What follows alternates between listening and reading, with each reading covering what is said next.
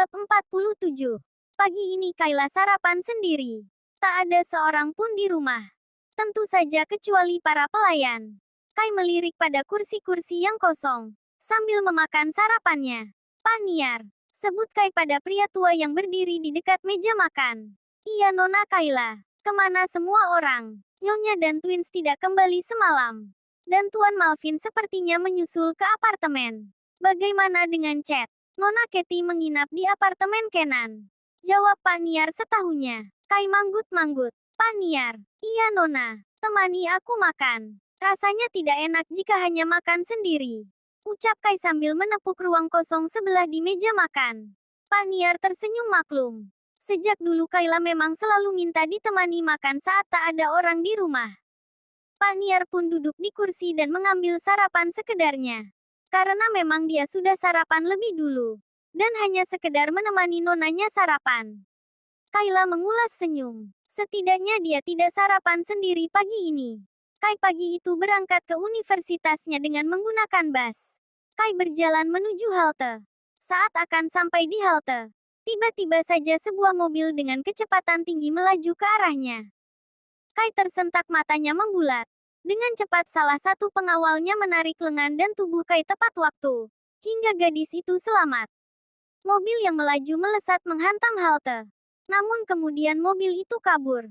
Kai yang masih syok dan terkejut itu hanya menatap mobil itu melaju jauh. Dalam lindungan bodyguard-nya. Sementara sebuah motor milik bodyguard-nya yang lain mengejar mobil itu.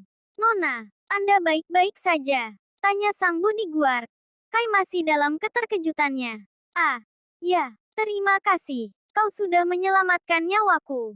Sebastian sedang mengejar pelakunya. Melihat bagaimana dia berkendara, bisa dipastikan memang mengincar Anda. Nona sebaiknya jangan naik bus. Kami antar saja dengan mobil.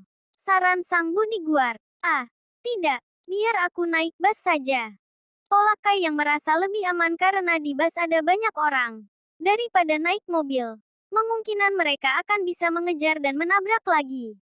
Tapi Nona, bagaimana jika kau ikut saja? Potong Kai cepat. Sebenarnya dia juga sedikit takut. Namun dia cukup yakin.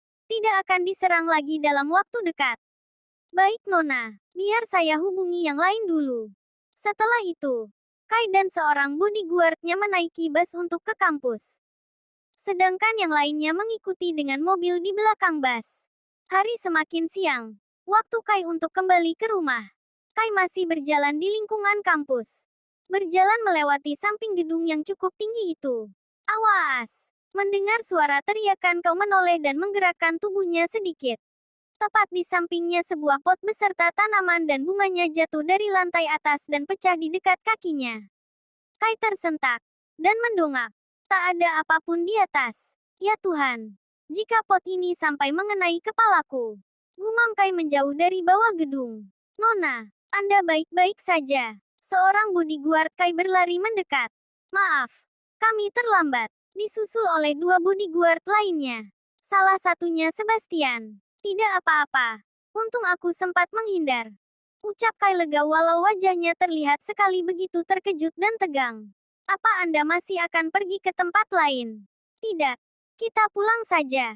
Kai berjalan keluar dari kampus. Di depan gerbang kampusnya, suasana begitu ramai. Bodyguard Kai berjalan di belakang gadis itu. Seorang pria yang terlihat seperti mahasiswa berjalan ke arah Kai. Kai berjalan biasa saja. Karena dia pikir pria itu hanyalah mahasiswa biasa. Tidak halnya dengan bodyguard-nya yang sudah menaruh curiga. Pria itu mengeluarkan pisau dari balik jaketnya. Begitu sudah akan berpapasan dengan Kai. Pria itu mengayunkan tangannya hendak menusuk Kayla. Akan tetapi Sebastian cepat menghalaunya. Bergerak ke depan menahan tangan pria asing yang menggenggam pisau berkilat itu. Dan menyikut kepala pria itu dengan gerakan sedikit memutar dengan cepat. Wagah! Terang pria itu.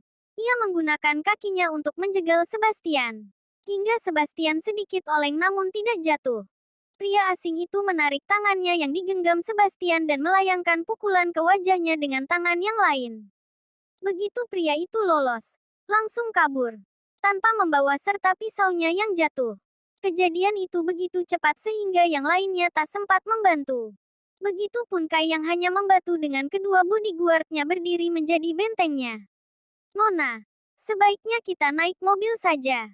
Saran salah satu bodyguardnya. Tidak, aku tidak apa-apa. Tidak mungkin mereka menyerang di dalam bus. Tolak Kai yang bersikukuh ingin tetap menggunakan bus. Ruang gerak dan lari mereka terbatas di dalam bus. Kai kembali menaiki bus. Dengan seorang bodyguard yang ikut dengannya. Di dalam bus, Kai berpikir siapa yang mungkin mengincarnya. 3 kali hampir celaka. Tentu itu bukan hal yang bisa disebut kebetulan. Gara, apa yang terjadi? Apakah ini juga ulah ayahmu? Apakah dia mengincarku setelah pertunanganmu gagal? Batin Kayla. Jika begitu, apa yang akan kau lakukan untuk melindungiku? Pikir Kayla menatap keluar jendela. Sesampainya di rumah, Kayla disambut oleh Malvin dan Embun dengan wajah cemas mereka. Rupanya para bodyguardnya sudah memberi laporan lebih dulu pada Malvin. Dedinya itu memeluk tubuh anak sambungnya itu. Begitupun dengan Embun. Mereka berpelukan bertiga. Aku sangat mengkhawatirkanmu, Kai. Aku baik-baik saja. Bodyguard Dedi bekerja dengan sangat baik. Mereka sangat melindungiku. Malvin melepas pelukannya. Namun tidak halnya dengan Embun. Wanita itu masih sangat syok dan khawatir dengan anak gadisnya itu. Kai, bagaimana kalau kamu cuti kuliah dulu? Aku baik-baik saja, Ibu. Lagi pula ada bodyguard yang selalu menyertaiku. Apa yang Ibu khawatirkan? Kayla mengusap punggung Embun. Perlahan melepaskan pelukannya. Dat, aku pikir mungkin mereka orang Paman Daniel. Yah, tapi kita masih belum punya cukup bukti. Kai berpikir sejenak. Dat, apa kau akan kembali ke CRD Group? Ada apa? Aku ingin memantau sistem kalian. Benar saja di hari berikutnya. Memang CRD mendapat serangan cyber lagi. Malam sebelumnya Kai melakukan pemantauan. Masih stabil. Namun di pagi harinya banyak virus yang masuk. Kayla hari itu hanya berkutat di ruang panel gedung utama. Bersama beberapa orang kepercayaan Malvin. Di beberapa jalur, CRD mengalami kelumpuhan akibat virus komputer. Namun, Kai terus mengupayakan yang terbaik. Jari lentiknya bergerak dengan lincah di atas keyboard, matanya terus bergerak mengikuti deretan bar file yang terus bergerak dan berganti. Wajah cantiknya tampak begitu serius. Gara, apakah begini caramu melindungiku? Pikir Kayla di tengah usahanya menstabilkan jaringan milik dedinya itu. Apakah sungguh kita harus bertarung seperti ini? Kenapa Paman Daniel begitu keras? Apakah sangat sulit untuk kita bersatu? Batin Kayla. Bab 48. Di Villa Daniel, Gara masih terlihat serius dengan layar datar di depannya. Bola matanya bergerak mengikuti deretan bar dan kursor yang bergerak dengan cepat. Jemarinya berperang keras dengan tombol-tombol kotak hitam yang tersambung dengan layar di depannya. Di belakang Gara berdiri Daniel melihat tajam pada anak dan beberapa orang hacker kepercayaannya yang menyisipkan beberapa virus untuk melumpuhkan web CRD Corp. Walau mereka harus ekstra karena pertahanan dan serangan balik dari CRD tidaklah mudah dihadapi. Gara menghentikan hentakan jarinya, melihat ragu pada layar, lalu melirik beberapa rekannya. Terus bertahan pada posisi ini. Masuklah sedikit demi sedikit. Jangan langsung menyerang lagi. Beri mereka sedikit ruang untuk bernafas. Gara, geram Daniel. Setelah mereka lengah, masukkan virus X dan Y. Dengan begitu mereka akan lumpuh total. Baik, Gara melirik dingin ayahnya. Apa kau puas? Daniel mengulas senyum puas. Baiklah, aku akan bersabar mengikuti alurmu. Namun jika gagal, kau akan mendapatkan gadis itu terkapar di lantai dengan berdarah-darah. Gara menatap dingin Daniel. Entah terbuat dari apa hatimu, ayah. Bagaimana bisa di tubuhku mengalir darahmu? Ujar Gara dengan geram. Gara berjalan meninggalkan ruangan itu. Gara melangkahkan kakinya keluar villa menuju mobilnya terparkir.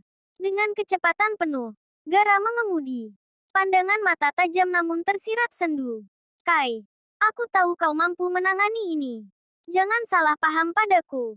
Gumamnya menggenggam erat kemudi. Di apartemen Kenan. Sore itu, Katie dan Hani memasak bersama. Hani sebenarnya masih kesal dengan keluarga Katie yang dengan jelas menganiaya dirinya. Namun, sebagai permintaan maaf Embun meminjam apartemen miliknya untuk Hani tinggal. Yah, akhirnya Hani luluh juga. Namun, apa yang Hani lakukan di apartemen Kenan? Bukankah dia sudah punya tempat bernaung sementara? Tentu saja tak lepas dengan sikap Katie yang terus mendekat pada pria cantik itu. Katie sangat ingin belajar memasak sekaligus mendekatkan diri pada sepupu Kenan. Katie juga bermaksud mengorek informasi tentang Kenan dari Hani.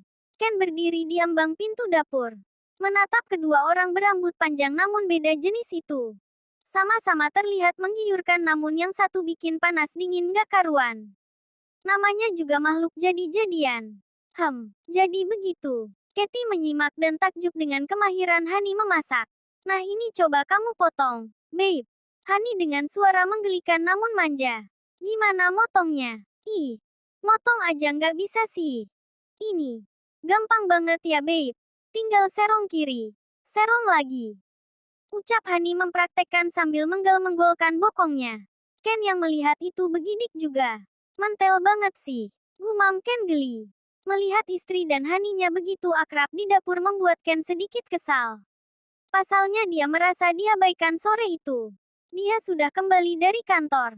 Namun kedua makhluk itu masih tak menyadari kehadirannya sama sekali.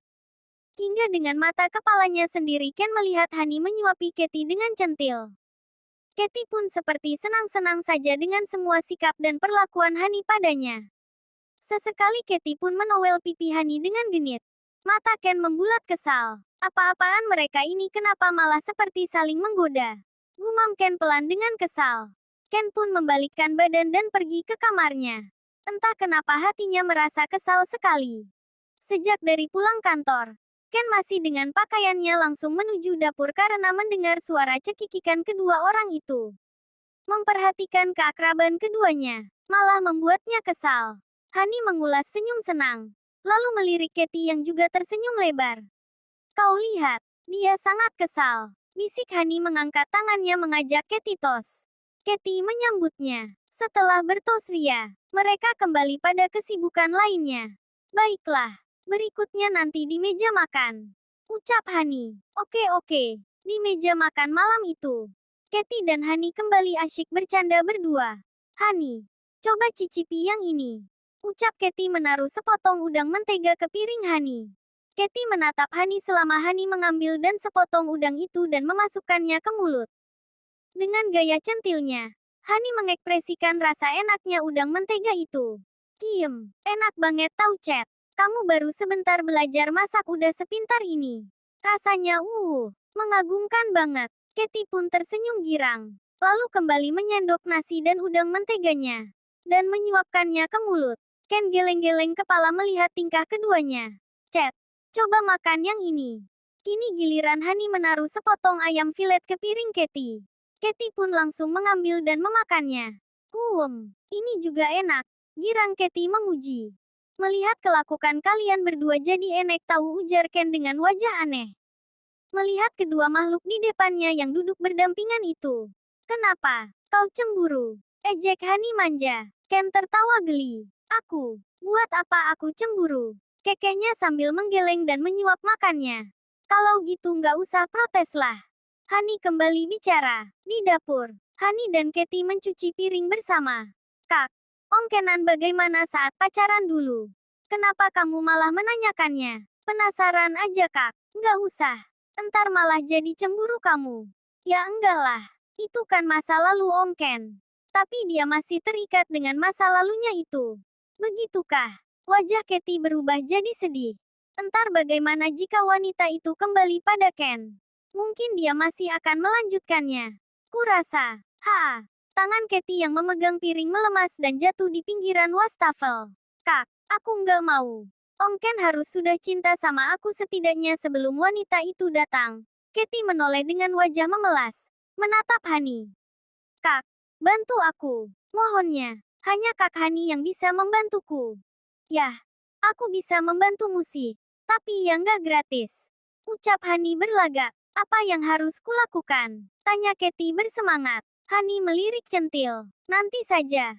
Kita buat misi awal dulu berhasil. Membuat dia cemburu. Bagaimana caranya? Tidak mungkin dia cemburu pada kakak. Hihi, lihat saja nanti. Kau lihat bagaimana kesalnya dia tadi kan. Tapi itu tak berarti apa-apa kak. Sudah kubilang lihat saja nanti. Ken duduk di ruang utama menonton televisi. Mendengar suara cekikikan dari arah dapur. Membuat pria matang itu duduk tak tenang. Apa sih yang mereka lakukan? Dari tadi nggak kelar-kelar perasaan. Gumamnya menggerutu. Ken masih mencoba tak peduli. Namun suara cekikikan itu terus terdengar membuat hatinya kesal. Ken menyentak nafasnya. Kenapa aku merasa asing di rumahku sendiri? Jengkelnya. Beberapa saat kemudian semua menjadi hening. Ken jadi khawatir. Ken melongok ke arah dapur. Namun masih tak melihat ada tanda-tanda kehidupan. Ken terdiam, mengecilkan volume TV. Namun tak terdengar suara apapun dari dapur ataupun suara salah satu dari mereka. Ken berpikir sejenak, lalu berdiri dan melangkahkan kakinya ke dapur. Mata Ken membulat melihat Katie dan Hani berdiri berhadapan di depan wastafel. Wajah Hani semakin mendekat dengan bibir yang mengerucut. Apa? Apa yang si brengsek itu akan lakukan pada Katie? Batin Ken kesal. Bergegas mendekat dan mendorong tubuh Hani. Apa-apaan kau ini? Apa kau bermaksud menciumnya? Kesal Ken walau dia tahu Hani dengan penampilan wanitanya sekarang. Namun Hani masih laki-laki. Bisa saja kejantanan muncul karena Katie kan.